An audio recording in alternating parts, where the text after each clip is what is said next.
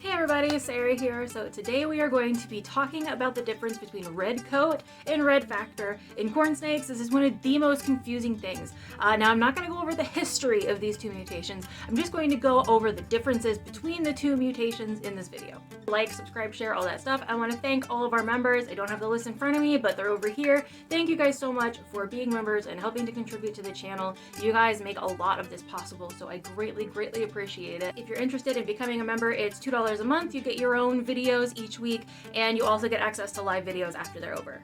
If you can't become a member, can't contribute financially, that's perfectly fine. It does not take away from the education on this channel, ever. This channel has always been an educational corn snake channel, so if you can't contribute, do not worry about it. It's just an additional thing for anybody who can and wants to. I also want to take a minute to thank Reptilinks for supporting this channel.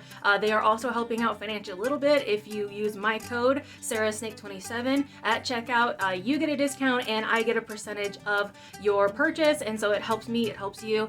So if you want, you can either use my code at checkout or you can just click the link in the description and it will automatically put that code in for you. I also have my own website, not going to talk that long about it, but I sell corn snakes and corn snake accessories, so if you're interested in that, it's sarahsnakeshop.com, also linked in the description. So we're going to go over the difference between Redcoat and Red Factor in corn snakes. This is one of the most confusing things because of the way that the history is, so I will give a little brief history on why it's confusing. I'm not going to go into details on, where it originated, who named it, etc., etc. Just the differences between the two. So Redcoat is actually considered to be a sort of darker mutation and not necessarily a red mutation. The reason that it was originally thought to be a red mutation was because it was showing up in red corn snake lines first. Redcoat actually originated in Joe Pierce's lava lines, and so a lot of the lava lines that you're going to get from him are Redcoat lavas, and it did make the lavas a lot more red. So the biggest difference between Redcoat and Red Factor is one of them actually adds reds and pinks, and the other one does not actually add reds and pinks. Why do they both have the term red in them? Well, I'm going to start with Redcoat, which is the one that actually does not add pinks. So remember, just because you put on a coat doesn't mean your skin changed color, okay? So that's the way to remember it. Just because you have a red coat, that does not mean that it's going to add red. So Redcoat actually originated in Joe Pierce's lava lines, and it did make those snakes appear to be more red. The colors are more bold, they're more bright, and so when he was breeding it, even into some like normal lines and some maybe amelanistic lines, they all looked extra red because Redcoat in red morphs tends to make those colors brighter. However, some aneries and some cinders and some other types of mutations that were coming out of those that did not really have any reds, those were not getting more red. In fact, they were getting more black. When you see a redcoat anery or a redcoat charcoal or a redcoat cinder, anything that typically doesn't have very much red or any red at all, you notice that, especially in like redcoat aneries, which are probably the most common, the saddles are completely black or a dark gray color. This is particularly noticeable when you have a redcoat ghost. Redcoat ghosts look a lot like just regular old aneries. If you see them as adults, it's kind of confusing whether or not you have an actual anery or if you have a ghost. And so that's kind of when people started to realize that maybe this wasn't something that was actually going to be adding reds, because obviously the anery types that were coming out of this line were not red.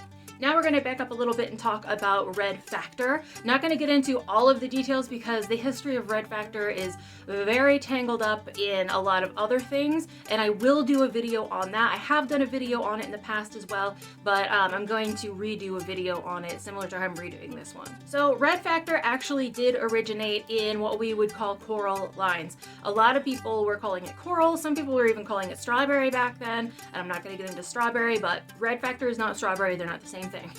So sometime in the 1990s, there were these excessively pink snakes starting to come out in different lines. So we had the JMG lines that were coral. We also had some other lines of Red Factor or overly like pinkish reddish snakes coming out of different places. Don Soderbergh had his line he called Red Mask. We had the Champagne line, which is what Pascal Paul used. Lloyd Lemke also had his bubblegum line of snows. And then there was also the Neon, which was supposedly a combination between Lloyd's line and Don Soderbergh's line. And there was also even a cotton candy. But what actually ended up coming out of these eventually was boiled down to two different mutations. probably also more, but two distinctive that we know of. And one is the cherry mutation that Don Soderbergh refined. The other, we just have a general umbrella term of coral over.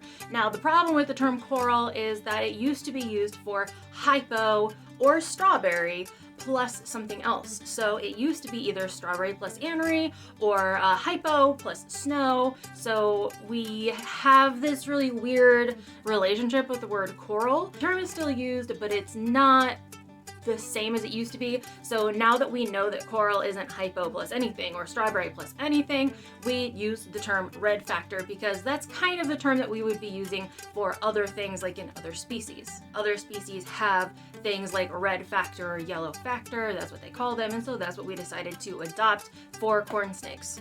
So long story short, these red factor mutations are any dominant mutation that adds pinks or reds, and that is another distinguishing thing between red factor and red coat, is that it's very likely that red coat is actually recessive and not dominant, and that red factor is actually a dominant or even incomplete dominant mutation. The reason that we say red factor is actually an incomplete dominant mutation is because if you have one copy of red factor, it does add a little bit of pinks. If you have two copies, it's usually a much more bright pink.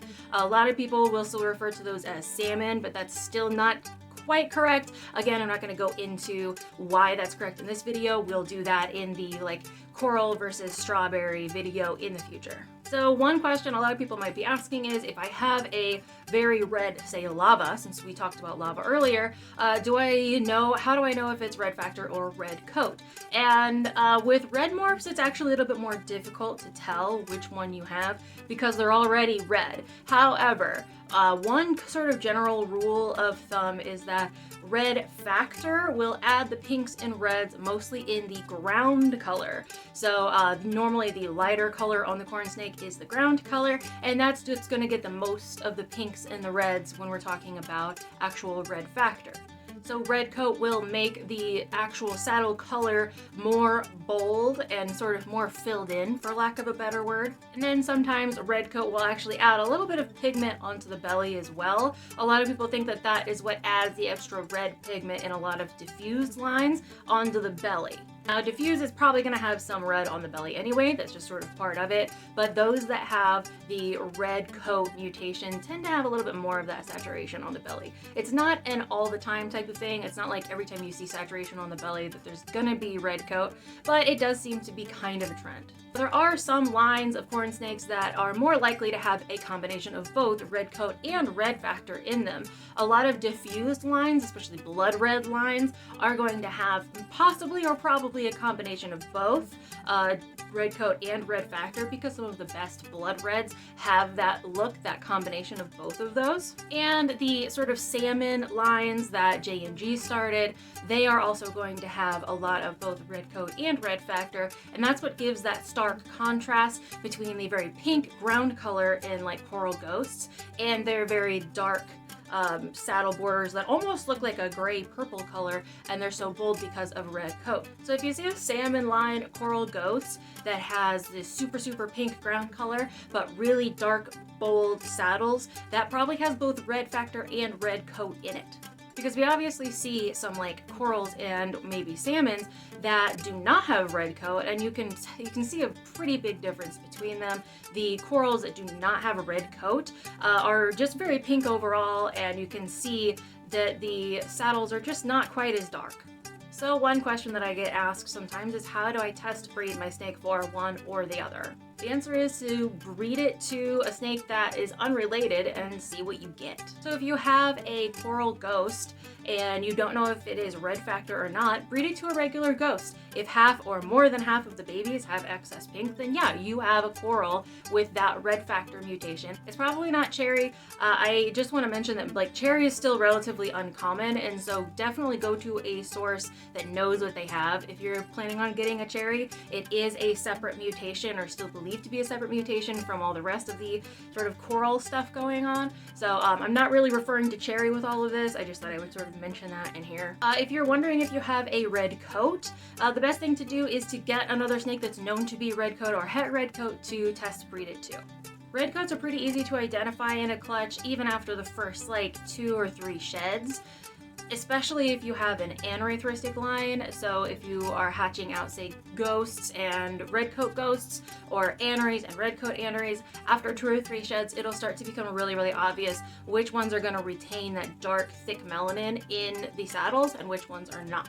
Now, there was a very tiny, minute movement happening a while ago, I want to say back in 2016 or so, to name a red factor the cardinal mutation, but that nest never went anywhere, and I don't plan to use it. I like using the term red factor, but it would be nice if we had a better term for just like a red factor corn snake so that everybody knows it's different from just a normal and it's not a red coat normal. It would be nice to have like something, but we're not here to do that. We're just here to educate on what we already have. I just want to mention that if you're interested in corn snakes and learning about corn snake morphs specifically, I wrote 2 books on corn snake morphs, and if you would like to buy them, they are ebooks on my website right now. I don't really do physical books. I might after I do the next update, because I plan to update it hopefully every year or thereabouts. So I hope that you enjoyed this video. Thank you so much for watching. I will see you guys in the next one.